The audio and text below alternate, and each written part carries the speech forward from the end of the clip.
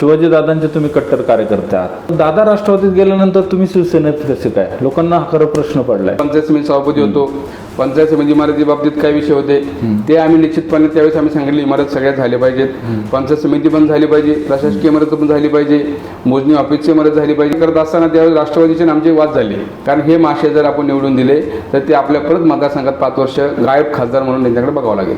कारण आज आपल्याला कुठला खासदार निवडून आणायचा आहे? जनतेचा कामं करणारा माणूस पाहिजे. गावात त्यांनी कामच केलं नाही. जर काम नाही केलं तर त्याला जर परत 5 वर्षांनी तो आला, कारण तो लई छान भाषण करतो, चांगलं बोलतो, म्हणून ते आपण त्या निवडून द्यायचं का? अजिबात नाही. आणि जसं हा खासदार आपण लोकसभेत निवडून दिला, तो फक्त आला, छान छान बोलला आणि निघून गेला. हे फक्त आता लोक काय म्हणतात सहानुभूती, पण ही सहानुभूती काही राहिलेली नाही. लोकांना विकास पाहिजे. तर शाश्वत विकास करणारा माणूस म्हणून आम्ही शिवाजी आढळरावांकडे बघत असतो. कारण दादा जर खासदार झाले तरच आपला विकास होणार आहे. फक्त ऑफिस दिसण्यासाठी होतं, ते फक्त दाखवण्यासाठी होतं, पण लोकांचे कामं सोडवण्यासाठी ऑफिस त्यांनी उघडलंच नाही. फक्त लोकांना दिसलं पाहिजे तर खासदारांचं ऑफिस आहे.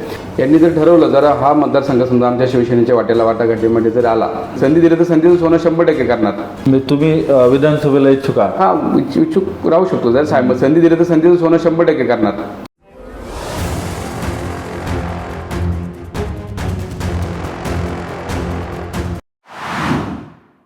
लोकसभा निवडणुकीची रणधुमाळी जोर धरू लागली आहे आणि शिरूर लोकसभा मतदारसंघात महाविकास आघाडी विरुद्ध महायुती असा कडवा सामना होणार आहे.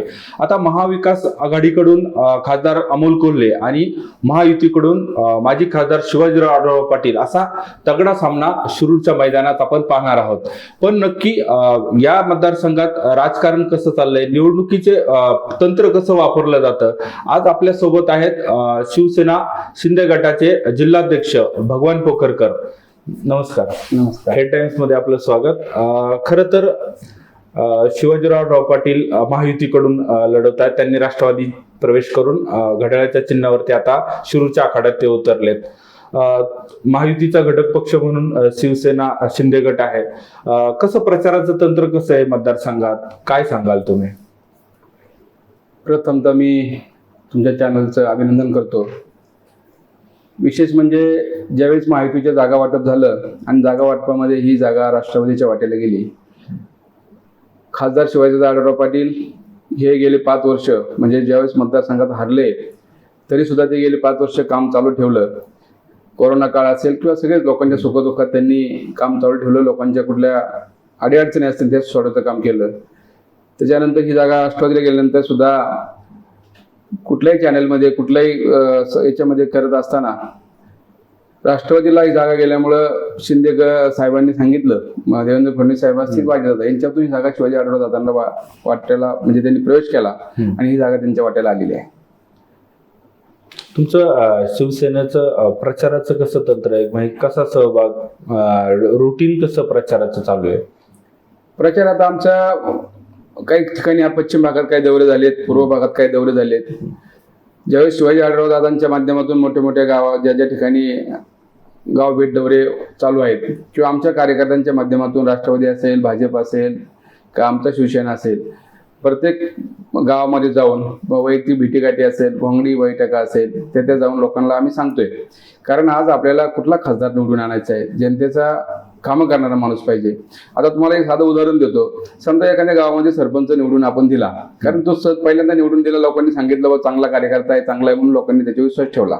पण तो 5 वर्ष जर गावातच आला नाही, गावात त्यांनी कामच केलं नाही, जर काम नाही केलं तर त्याला जर परत 5 वर्षांनी तो आला, कारण तो लई छान भाषण करतो, चांगलं बोलतो, म्हणून ते आपण ते निवडून द्यायचं का? अजिबात नाही.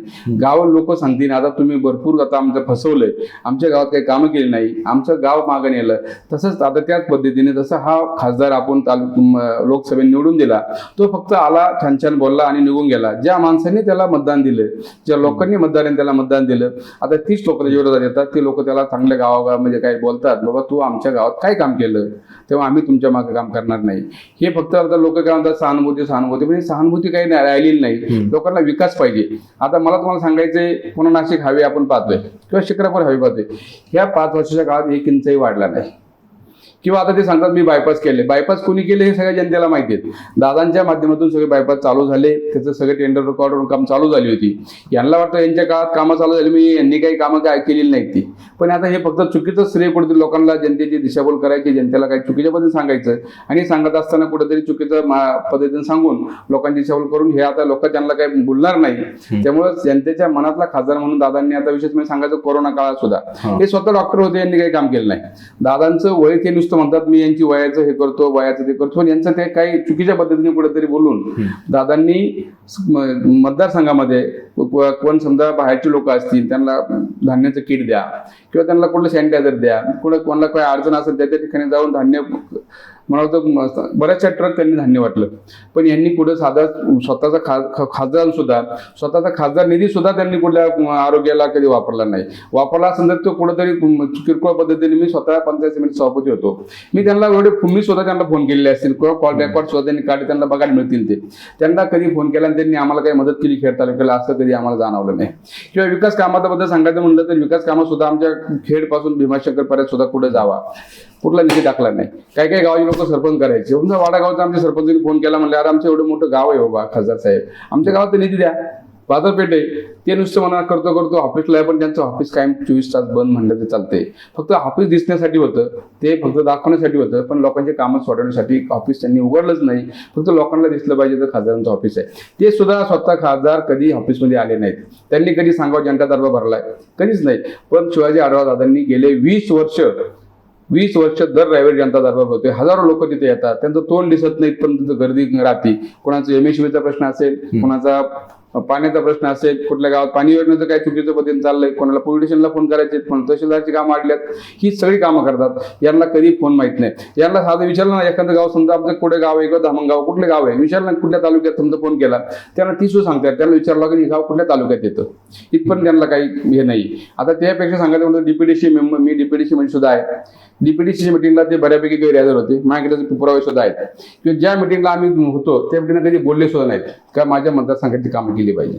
आता उदाहरण सांगायचं म्हणलं तर समजा आता पश्चिम भागामध्ये आमचा पाण्याचा प्रश्न, आपण म्हणतो धरण आपल्या इथं आहे, पण ज्यावेळेस धरणाचे प्रश्न आम्ही ज्यावेळेस डीपीडीसी मध्ये स्वतः मी बोललो होतो, आमच्या पश्चिम भागामध्ये लोकांना आता एप्रिल मे मध्ये पाण्याचा प्रश्न सुद्धा एवढा गंभीर होतो. पिण्याला पाणी, लोकांना पाणी नाही, जनावरांना पाणी नाही. एक बुडीत बांधारे व्हायला पाहिजे होते. मागच्या काळात आमदार सुरेशभाऊ गोरेंच्या माध्यमातून बुडीत बांधाऱ्यांचा विषय हे चालला होता, पण त्याला काही टेक्निकली अडचण यायला थांबला. पण शिवाजी दादा आढळराव यांच्या माध्यमातून आम्ही एकनाथ शिंदे साहेबांकडे गेलो. म्हणलं साहेब ह्या आमच्या पश्चिम भागात मी ज्या मतदारसंघात प्रतिनिधित्व करतो त्या भागात आमच्याकडे बुडीत बांधारे झाली पाहिजे. कारण हे कसं होतं, ज्यावेळेस आपल्याला पाणी असेल तर शेती असेल, जनावर दूध व्यवसाय असेल, ते सगळं 100% त्याची कामं होतात. पण आज या परिस्थिती असं झालंय, त्यांनी काही काम केलं नाही. फक्त आता जनतेच्या कुठेतरी लोकांना दाखवायचं, छान छान भाषणं करायची आणि कुठेतरी शिवरायांचं नाव घेऊन कुठेतरी चुकीच्या पद्धतीने लोकांना सांगायचं.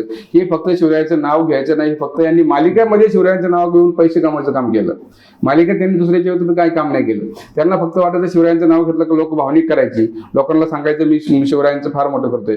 मागच्या वेळी त्यांना जनता बोलली छत्रपती संभाजी महाराज म्हणून लोकांना ज्या लोकांनी त्यांना स्वतःचे क्षेत्रातले कष्टाचे पैसे त्यांना दिलेत, त्या पैशा एवढं सुद्धा त्यांनी त्या गावात काम नाही केलेलं. नाही, आता शिवसेना 2 गट झाले, राष्ट्रवादीचे 2 गट आहेत. म्हणजे महायुतीमध्ये भाजप, राष्ट्रवादी आणि शिवसेना हे प्रमुख 3 पक्ष. आता मनसेनं पण बिनशर्त पाठिंबा दिलाय. मग आता शिवसेना दुभंगली, राष्ट्रवादीच्या 2 फळ्या झाल्यात. मग यामध्ये तुम्हाला प्रचार करताना काही अडचणी येतात का, काय? दादांनी काय झाले, गेले 20 वर्ष लोक कमवलेले आहेत. दादा लोकांना वैयक्तिक सगळ्या लोकांना इंडिव्हिज्युअल ओळखतात. साधा माणूस पुढे कार्यकर्ता आला त्याचं नाव घेऊन दादा सांगतात, कारण लोकांना माहिती आहे काम करणारा कार्यकर्ता आहे. आता जरी शिवसेना दुभंगली असेल तर काहीतरी मतभेदमुळे ती वरच्या लेवलला दुभंगली होती, पण काही आजही कार्यकर्ते शिवसेना म्हणून दादांचं प्रामाणिकपणे काम करतात. दादांनी राष्ट्रवादी जरी तिकीट घेतलं तरी शिंदे साहेबांकडे जी शिवसेना होती, शिंदे साहेबांनी सांगितलं जरी समजा आता टेक्निकली समजा राष्ट्रवादी जागा गेली, दादांना आपण तिकडं उमेदवारी दिलेली आहे, त्यांचा जरी उमेदवारी असेल राष्ट्रवादीची, पण आपला हा दादा हे उमेदवार हे महायुतीचे उमेदवार आहेत. कारण किती काही जरी म्हणलं केंद्रामध्ये नरेंद्र मोदी साहेबांचं सरकार येणार, नरेंद्र मोदीच पंतप्रधान होणार, आणि जर आपल्याला काम जर मतदारसंघात करायचं असेल तर शिवाजी दादा आढळराव शिवाय पर्याय नाही. कारण आपल्या त्याशिवाय विकास होणार नाही. कारण हे मासे जर आपण निवडून दिले तर ते आपल्या परत मतदारसंघात 5 वर्ष गायब खासदार म्हणून त्यांच्याकडे बघावं लागेल.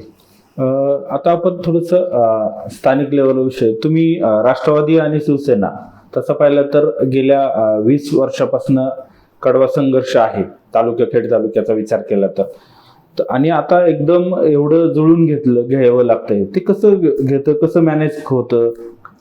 ते जुळून घ्यायचं म्हणलं तर आपल्याला, आता मी विकासाच्या दृष्टीने जवळ आलेली माणसं आहे.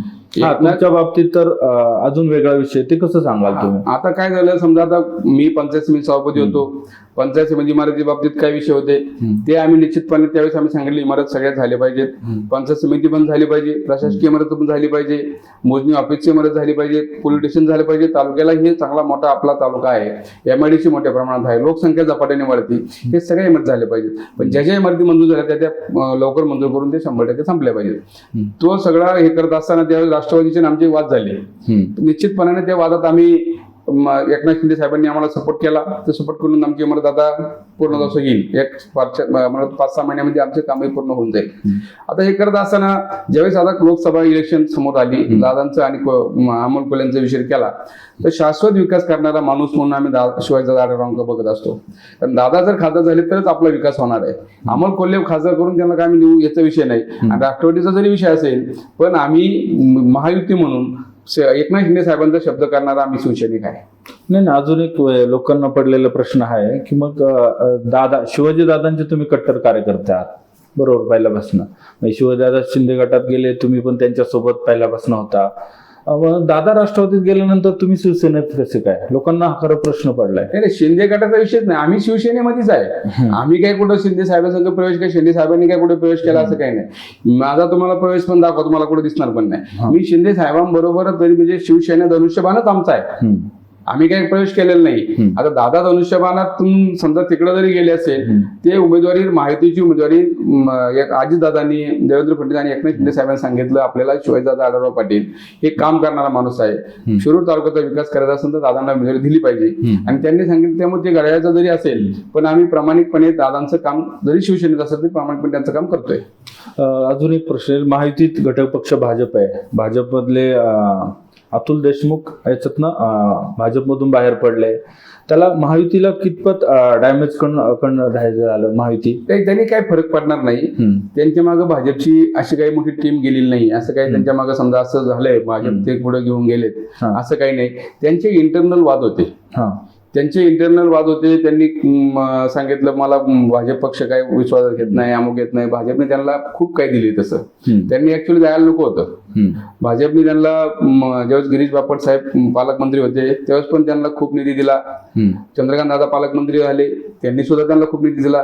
त्यांना डिप्युटेशन दिलं, जिल्हा परिषद माध्यमातून काम असतील किंवा समजा आता त्याच्यापेक्षा विषय म्हणजे त्यांना भाजपने एक आता त्यांचं याचं पद पण दिलं होतं, खेड विधानसभा निवडणूक प्रमुख. पण त्या माध्यमातून त्यांनी कामं केली असतं, निश्चितपणे त्यांच्याकडे त्याचा फायदाच झाला असता. तिथं जाऊन मला वाटत नाही त्यांचा फायदा होईल. लोकसभा आता प्रचार होईल, मतदान निकाल लागेल, पण त्यानंतर पुढे टाकल्यात विधानसभा निवडणुका. विधानसभा खेड तालुक्याचा विचार केला तर खूप इच्छुकांची मांदियाळी आहे, प्रत्येकाला आमदार होण्याची इच्छा आहे. आणि मग शिवसेनेकडून कशी असणार आहे तुमची प्लॅनिंग, काय असणार आहे आमदारकीच्या दृष्टीने किंवा विधानसभेकडे कसं पाहता तुम्ही? आता महायुतीकडून समजा 3 पक्ष एकत्र जरी असतील, उद्या समजा महाराष्ट्राचे मुख्यमंत्री एकनाथ शिंदे साहेब असतील, दोन्ही उपमुख्यमंत्री देवेंद्र असतील आणि अजितदादा असतील, यांनी जर ठरवलं जरा हा मतदारसंघ समजा आमच्या शिवसेनेच्या वाटाघाटीमध्ये जर आला तर शिवसेनेकडनं समजा आम्ही सुद्धा उभं राहण्यासाठी तयारी आमची. हा मतदारसंघ तर आता राष्ट्रवादी नाही जरी असेल, उद्या आता काही मतदारसंघ इकडला मतदारसंघ तिकडे जातो, आता कधी कधी मागच्या वेळेस समजा मोहिते पाटलांनी सांगितलं, दिलशेठ मोहिते पाटलांनी का हा ही निवडणूक शेवटची ओके, मग कदाचित त्यांनी शेवटच्या संधी आम्हाला पण मिळू शकते. म्हणजे ज्यावेळेस आता लोकसभेचे इलेक्शन झाल्या, लोकसभा झाल्यानंतर विधानसभा इलेक्शन येणारच आहेत, ज्यावेळेस येतील त्यावेळेस महायुतीची मिटिंग होईल. महाराष्ट्राचे मुख्यमंत्री एकनाथ शिंदे साहेब असतील, अजितदादा असतील आणि देवेंद्र फडणवीस साहेब असतील, यांच्या माध्यमातून समजा काही वाटाघाटीमध्ये काही मतदारसंघ सेनेला जातील, काही राष्ट्रवादीला जातील किंवा काही भाजपला जातील. त्या वाटाघाटीमध्ये जर मतदारसंघ जर आमच्या वाटेला आला तर माझ्यासारख्या कार्यकर्त्याला शिवसैनिक म्हणून संधी 100% मिळू शकते.